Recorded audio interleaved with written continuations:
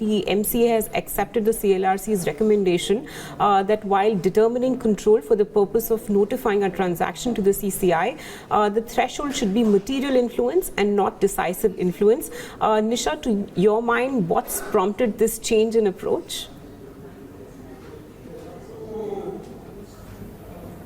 So the CCI throughout has effectively looked at decisive influence and did a very good job, in fact, of determining the parameters of control on the basis of decisive influence.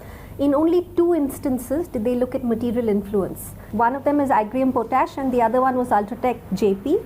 And only in these 2 cases did the Commission basically say that they will look at material influence and they look at special status and they look at special rights which are accorded. In all other cases, they went effectively with decisive influence, where they looked at certain rights, not investor protection rights, but certain rights which tantamount to control for the purposes of competition law.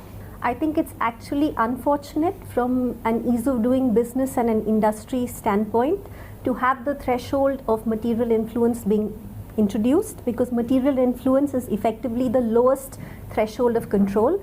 It's effectively going to result in unnecessary notifications being made to the Commission.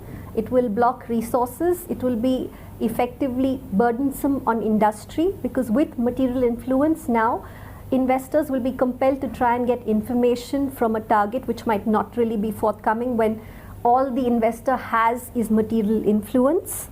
And material influence, frankly, is not even really a global standard. The European Commission pretty much uses decisive influence. It is only UK which uses material influence. So I don't think that this particular introduction, if it does go through, would be industry friendly at all.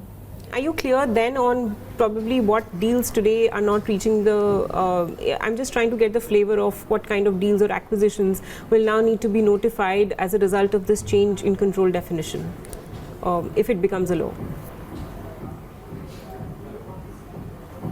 So a lot of private equity transactions which would otherwise ordinarily have been exempt under the decisive influence standard will now be caught under the material influence standard.